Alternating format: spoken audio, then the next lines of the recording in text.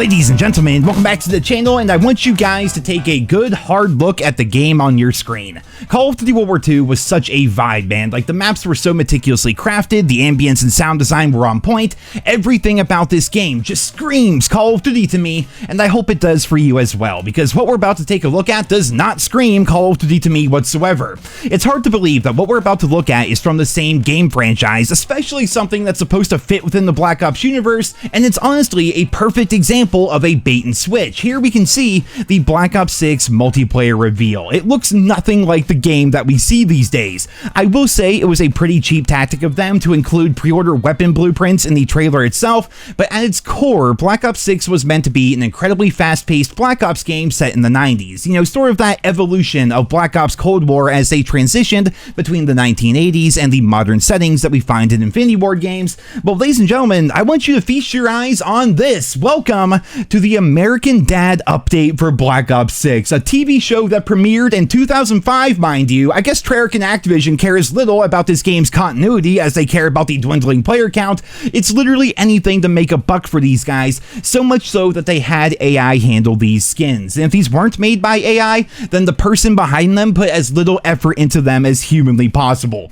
Take a look at Stan Smith here, man. What am I even looking at here? I wish I had the words to describe how this skin makes me feel. I guess the best way I can describe it is it feels wrong, right? There's something here that just does not sit right with me. There's something off about it, and then I started to look even further into it. Ladies and gentlemen, what the fuck is up with this dude's shoulder? What are these little triangle things doing here? They're almost like leftovers kind of poking through his suit where they connected the neck and head model to the torso model. It just looks so freaking bad, man. It looks so freaking sloppy. And then we look at the back of his neck. Like, what's freaking happening here? The clipping between the head model and the suit causes like this really weird effect. It's just so poorly done, and don't even get me started about the hands on this monstrosity. So what we're looking at here, ladies and gentlemen, is Fortnite, the game that Call of Duty is trying to be. So much so that they're actually catering the entire Call of Duty multiplayer experience to children now as of today's update, more on that later. But take a look at Hank Rutherford Hill right here. You can tell that this is the design from which Call of Duty tries to mimic. It isn't perfect, but they do take a 2D character and make it a fully fledged 3D model. It's still a video game, but there's at least some life in those eyes, and then you compare that to the cartoon characters that we see in Call of Duty. Look at Hank's hands, man. All 5 fingers perfectly placed, all the right size. They belong there. Now let's take a look at the hands of Stan freaking Smith. Now it is worth mentioning that characters in American Dad only have 4 fingers in the show. Similar to The Simpsons, it's kind of like this artistic design choice, but look how freaking terrible these things look. These fingers look like the CGI human fingers that Blizzard was using in their cinematics back in 2009. Roger is not much better. They're using a robot suit to sort of make him the same height as everyone else in the game, but I'm sure the hitboxes and the character models are going to cause all sorts of conflictions. So not only is this going to be immersion killing and a constant reminder that you're playing a Fortnite wannabe as compared to playing a Call of Duty game, but these models are also certainly going to cause tons of annoying deaths and confusion amongst the player base because they're not shaped like any other character in the game. The entire idea of COD tunes is so freaking gross to me. Like, who actually is out there wanting this stuff? Like, what Call of Duty players are running around the game enjoying themselves and thinking, man, I really wish I could play as American Dad Rogers' female alter ego in a mechanical exosuit with a golden freaking turd. I know the golden turd episode. I've seen it. I get the reference, but still, like, who's actually wanting that, right? It's clear that this stuff is being sold and made for the lowest common denominators within the COD community, and today Activision made a brand new move that I'm sure a lot of you are going to find interesting.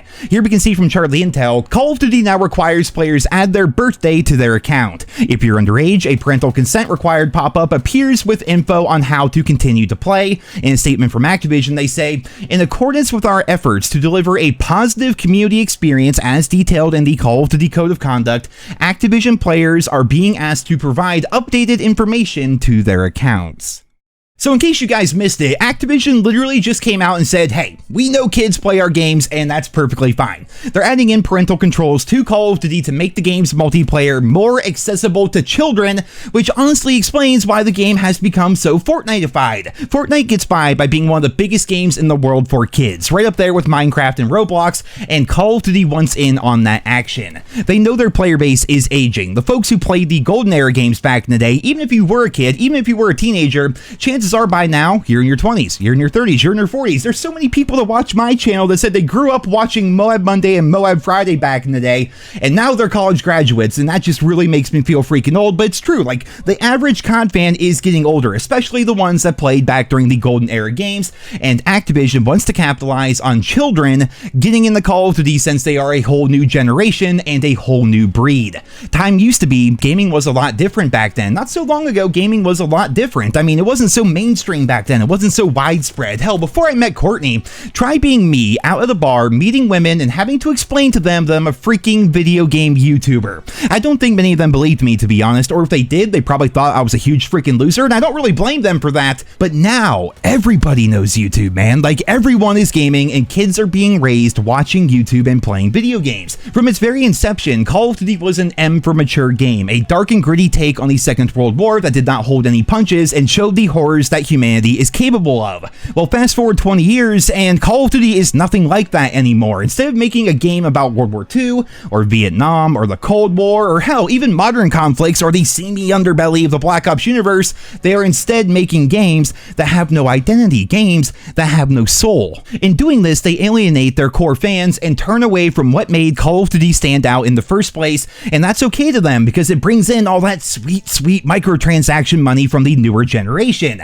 Now, I don't want to sound like old man yelling at cloud here, but it's honestly true. Call of Duty wants children playing their game. They want that newer generation that was raised with YouTube, raised with Fortnite, and raised with microtransactions flooding into their game because those people are much looser with their wallet than the older generation. Old school COD fans are not spending $30 on a freaking cartoon alien riding around with a golden turd. But kids, that's a whole other story. I don't think people understand just how much this is going to change the Call of Duty franchise and how it essentially means the end of Call of Duty as we knew it. It's not just a tone shift or an aesthetic change, it's a fundamental redesign of the entire core identity of the Call of Duty franchise. It already started with Warzone. First, it was Warzone Casual. Now it's Resurgence Casual. Lobbies full of AI bots and only a handful of real people, and those real people are meticulously picked out by the matchmaking algorithm to be at the very same level. It's exactly what they're doing over in Fortnite. I'm sure a lot of you guys have kids or relatives, and maybe you've played video games with them, right? Well, when I play Fortnite with my girlfriend's daughter and her friends and her family and everything, we're just facing AI for the most part, you know? Like, what Epic Games did is they create a space where kids can play a game together and spend money on skins and shoes and cars and everything else, and it's honestly a license to print money. Call of Duty is wanting to do the same thing now. We already have the bot lobbies. It's only a matter of time before those lobbies come to multiplayer, and now the skins in the game are being designed for kids to want to use. Look at it, man. We got dinosaurs, sharks, unicorns, princesses, Ninja Turtles, cartoons, and everything else. The idea being, the older generation is not going to spend money on skins. Old school COD fans prefer to earn things in the game, but the newer generation doesn't know any better. If you really look back and examine the updates to Call of Duty, this has been a long time coming. Every year they take more and more. Blame Truth always says, you give these guys an inch, they're gonna take a mile, and that's exactly what they did. It started off with a clown skin here, maybe a furry costume there, and then with Black Ops 6, they just decided to full send it because the game is falling off a cliff in terms of popularity, and they want to make their money back somehow. Just take a look at the new Circana chart that came out the other day. During the week of July 5th, Call of Duty was the most played game on Xbox and PlayStation, with Fortnite being ranked number 2. To some, that sounds like a huge win for Activision, but just like anything else with this franchise, the devil is in the details. Note what we see at the bottom. Includes Call of Duty Warzone, Modern Warfare 2, Modern Warfare 3, and Black Ops 6 activity. Call of Duty has been doing this stuff for years. I'm sure most of you already know about that, and thanks to the iconic Call of Duty World War II, we know just how bad this really is.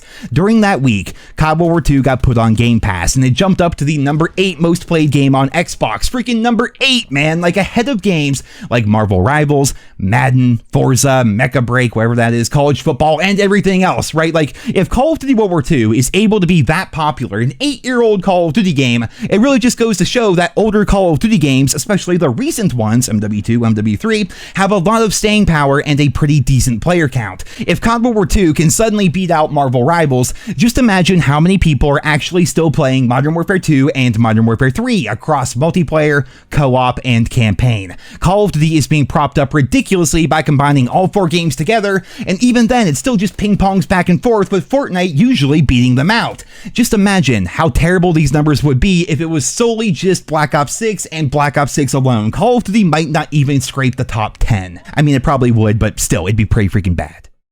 Based on everything that is made publicly available to us, Call of Duty is not doing well, and it has not been doing well for a very long time. The most mind-blowing part about this is we've been telling them for years now how to fix the problem. Just remove skill-based matchmaking, reinvest in server stability and anti-cheat, and make your game full of robust progression and things to do. It's really that simple, and that's exactly what the older games used to be like. COD World War II here is a great example of that. COD World War II had all of that. Cheaters were not a problem. These servers were fantastic. There was no skill-based matchmaking, and there was so much for you to do. It was almost overwhelming, man. It was really freaking good. It would be so simple for them to fix Call of Duty, but they refused to do it. Instead of focusing on their core player base and the millions of people that love this franchise, they're doing the exact opposite. They are now catering Call of Duty to children. They want the new generation to take over because they are much more open, willing, and susceptible to Activision's greedy business practices. Don't be surprised whatsoever if they finally announce that Carry Forward is going to be coming for Black Ops 7, and that game is going to be full of even more cartoon characters and AI bot game modes. They designed the entire idea of skill-based matchmaking over at Infinity Ward back in 2019 because they wanted kids to start playing their game,